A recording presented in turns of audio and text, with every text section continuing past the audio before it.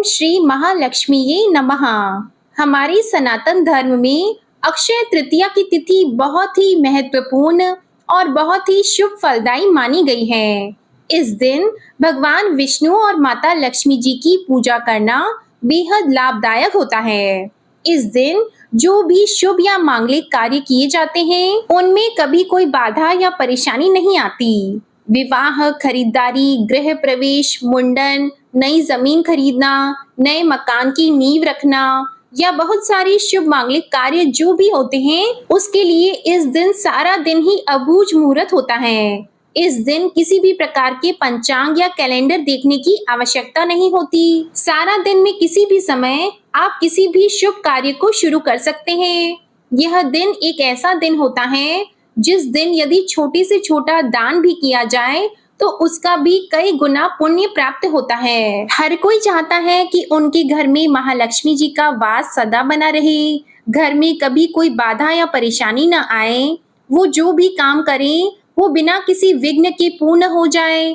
तो आज की इस वीडियो में आप जानेंगे अक्षय तृतीया के महत्व के बारे में, किस प्रकार से आज के दिन पूजा करनी चाहिए। आप उपवास रखना चाहते हैं तो व्रत में किन किन बातों का ध्यान रखना चाहिए और किन किन वस्तुओं का दान करना और किन किन वस्तुओं की खरीदारी इस दिन करना शुभ फलदायी होता है। साथ ही आप सुनेंगे अक्षय तृतीया के दिन सुनी जाने वाली कथा भी। इस साल 2024 में 10 मई दिन शुक्रवार को अक्षय तृतीया है और क्योंकि इसी दिन भगवान विष्णु जी के छठे अवतार परशुराम भगवान के प्राकट्य दिवस के रूप में भी मनाया जाता है, तो परशुराम जयंती भी इसी दिन मनाई जाएगी। अगर आप उपवास रखना चाहते हैं तो अक्षय तृतीया का उपवास 10 मई दिन शुक्रवार को ही रखा जाएगा। अक्षय तृतीया को बहुत सारी जगह पर आखा तीज के नाम से भी जाना जाता है। अक्षय का अर्थ होता है जिसका कभी क्षय न हो, इसलिए आप इस दिन अपनी मनोकामना की पूर्ति के लिए, अपने पितरों की शांति के लिए जो भी काम करते हैं उसका पुण्य कभी भी नष्ट नहीं होता है। तृतीया तिथि प्रारंभ होगी 10 मई शुक्रवार को सुबह 4:17 पर और तृतीया तिथि की समाप्ति होगी 11 मई शनिवार को सुबह 2:50 पर। अक्षय तृतीया का शुभ मुहूर्त रहेगा 10 मई शुक्रवार को सुबह 5:49 से दोपहर 12:23 तक। 10 मई को सूर्योदय का समय रहेगा सुबह 5:51, सूर्यास्त का समय रहेगा शाम 6:54, ब्रह्म मुहूर्त का समय रहेगा सुबह 4:15 से सुबह 5:02 तक और इस दिन सुकर्मा योग रहेगा दोपहर 12:06 से अगले दिन सुबह 10:02 तक। ब्रह्म मुहूर्त का समय सुबह स्नान, मंत्रों का जप करने के लिए और सूर्य देवता की पूजा आराधना करने के लिए श्रेष्ठ होता है। आज के दिन सभी को हो सके तो पवित्र नदियों में स्नान करना चाहिए। अगर ऐसा संभव न हो तो नहाने के पानी में ही थोड़ा सा गंगा जल मिलाकर स्नान किया जा सकता है।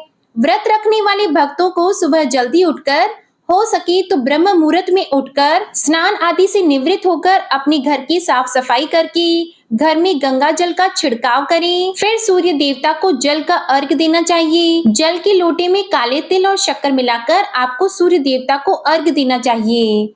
1 लोटा जल अपने पितरों के नाम से अर्पित किया जाता है, क्योंकि अक्षय तृतीया के दिन पितरों के निमित्त किया गया दान तर्पण उन्हें भी नरक से मुक्ति दिलाता है, उन्हें भी मोक्ष प्रदान करता है।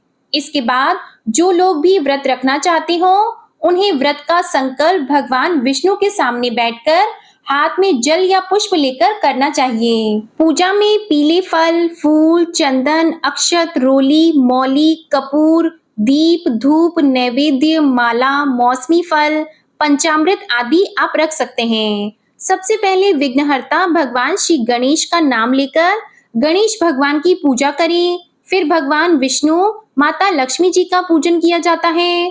कुबेर देवता का पूजन भी आज के दिन करना चाहिए और क्योंकि इस दिन परशुराम जयंती भी है तो परशुराम भगवान का प्राकट्य दिवस होता है। ऐसे में भगवान परशुराम का आपको पूजन इस दिन जरूर करना चाहिए। भगवान विष्णु जी के मंत्रों का जप करते हुए भगवान विष्णु जी को चंदन का तिलक लगाया जाता है, पीले फल और फूल अर्पित किए जाते हैं, धूप दीप जलाए जाते हैं और उसके बाद जो भी दान दक्षिणा आपको देनी हो उसे भी आपको मंदिर में रखनी चाहिए, जैसे कि मौसमी फल, कच्चा अनाज, और यदि आप निर्धन व्यक्तियों को भरपेट भोजन कराना चाहते हो, मीठी शरबत का दान करना चाहते हो, सत्तू आदि का दान करना चाहते हो, तो उसे भी आपको मंदिर में पूजा घर में जरूर रखना चाहिए। उसके बाद आप उसका दान करें। कुछ ना कुछ दक्षिणा आज के दिन मंदिर में रखकर फिर उसे किसी निर्धन व्यक्ति को दान में देनी चाहिए। पूजा करते समय भी हाथ जोड़कर हाथ में पुष्प लेकर आपको व्रत की कथा पढ़नी या सुननी चाहिए। जो लोग व्रत न रख पाए उन्हें भी इस दिन अक्षय तृतीया की कथा सुननी चाहिए, क्योंकि इसका भी बहुत अधिक पुण्य उन्हें प्राप्त होता है। महालक्ष्मी जी की पूजा करने के लिए आप सुबह या शाम को जब भी आपके लिए संभव हो उस समय आप कौड़ियों की भी पूजा करें। अगर आपके घर में पहले से ही कौड़ियां हैं तो आप उन कौड़ियों को एक बार फिर से गंगा जल से धोकर लाल फूल, रोली, मौली और अक्षत से उनका पूजन करें। फिर महालक्ष्मी जी के चरणों में अर्पित करें और महालक्ष्मी जी से आप प्रार्थना करें कि आपके घर में सुख समृद्धि को, आपके घर की बरकत को किसी की नजर न लगे और आपके घर में सुख समृद्धि का भंडार भरता रहे।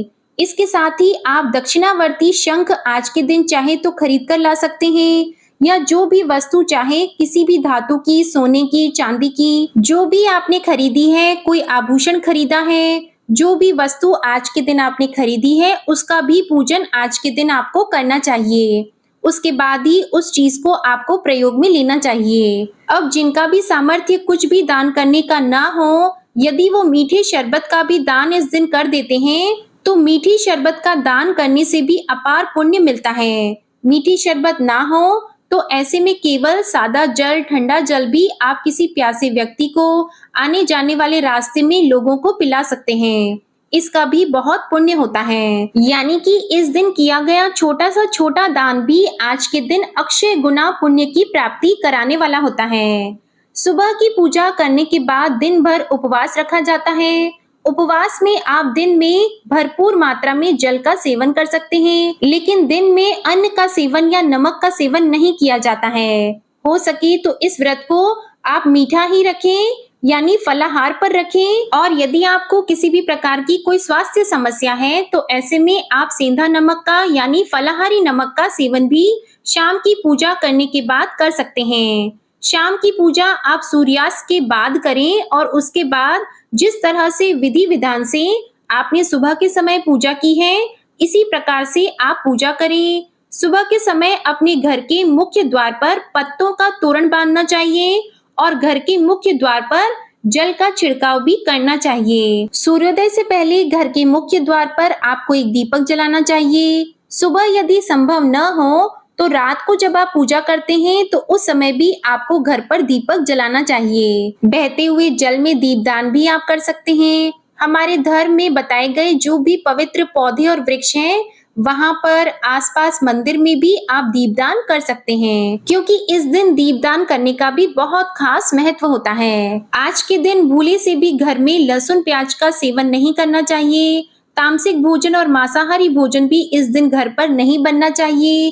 किसी को भी इसका सेवन नहीं करना चाहिए।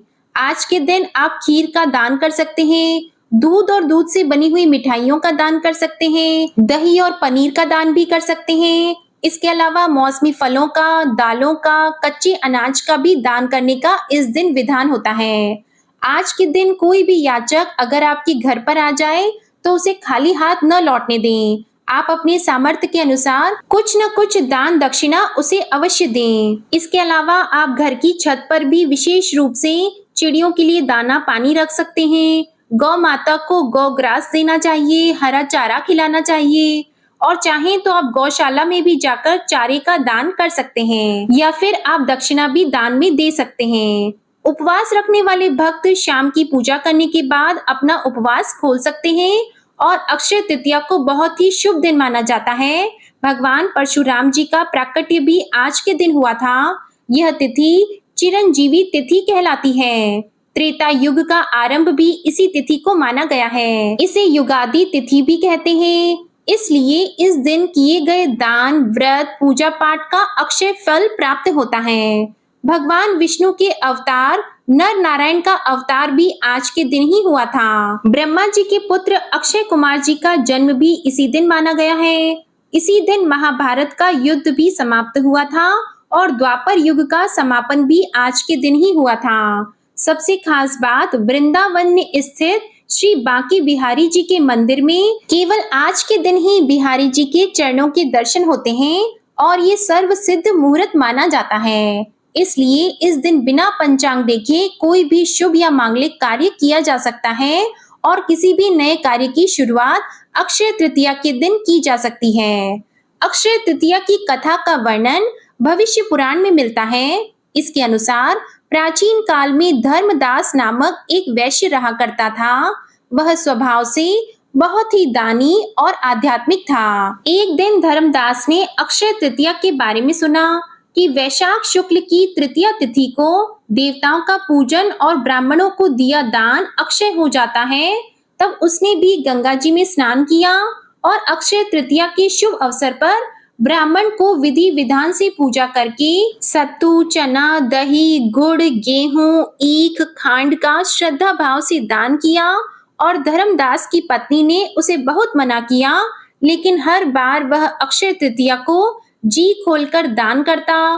कुछ समय बाद उसकी मृत्यु हो गई और फिर कुछ दिनों के बाद उसका पुनर्जन्म द्वारका के कुशावती नाम की नगरी के राजा के रूप में हुआ। मान्यता है कि पूर्व जन्म में किए गए दान पुण्य के प्रताप से ही उसे राजयोग मिला और वह राजा बन गया। इस कथा के अलावा मान्यता है कि आज के दिन ही महर्षि वेद व्यास जी ने महाभारत लिखना आरंभ किया था। इसी दिन महाभारत के धर्मराज युधिष्ठिर को अक्षय पात्र की भी प्राप्ति हुई थी और इस पात्र की विशेषता यह थी कि इसमें से कभी भी भोजन समाप्त नहीं होता था और इस पात्र के द्वारा ही धर्मराज युधिष्ठिर अपने राज्य के निर्धन और भूखे लोगों को भोजन देकर उनकी सहायता किया करते थे।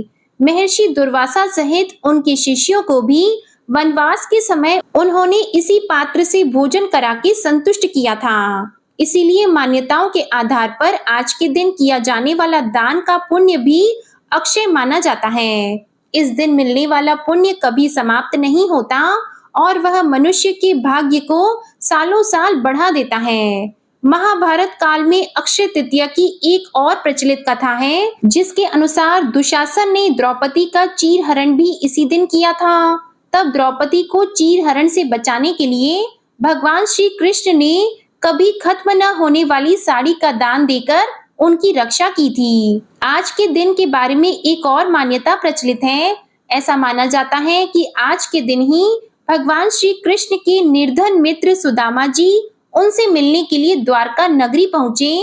तब सुदामा जी के पास भगवान कृष्ण को देने के लिए केवल एक मुट्ठी चावल थे।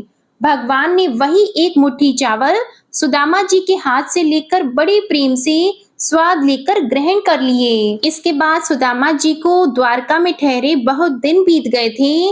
अब उन्हें अपनी पत्नी और बच्चों की याद आने लगी। तब उन्होंने भगवान कृष्ण के पास जाकर जाने की आज्ञा मांगी। तब भगवान कृष्ण ने भी उन्हें प्रेम सहित जाने की आज्ञा दे दी। सुदामा जी अपने लिए कुछ मांगने के लिए आए थे, किंतु संकोच के कारण कुछ भी मांग नहीं पाए, क्योंकि वे बहुत निर्धन थे और फिर वे खाली हाथ ही अपने गांव की ओर चल दिए। जब वे अपने गांव को पहुंचे तो उनकी टूटी फूटी झोपड़ी की जगह पर वहां उन्हें भव्य महल दिखाई दिया। उन्होंने जाकर देखा कि उनके बच्चे सोने के आभूषण और अच्छे वस्त्र धारण किए हुए थे। दूसरी ओर उनकी पत्नी भी बहुत सुंदर आभूषणों से सुसज्जित दिखाई दी। तब सुदामा जी को यह समझते हुए देर नहीं लगी कि यह सब चमत्कार भगवान श्री कृष्ण की ही कृपा है। इतने प्रेम से लेकर गए एक मुट्ठी चावल के बदले भगवान कृष्ण ने उन्हें वो सब कुछ प्रदान कर दिया जो वो मांगना चाहते थे। तो ये थी आज की कथा और जानकारी। उम्मीद है ये वीडियो आपको पसंद आई होगी। जानकारी अच्छी लगी तो प्लीज वीडियो को लाइक करके चैनल को सब्सक्राइब करना मत भूलिएगा। जय श्री कृष्णा।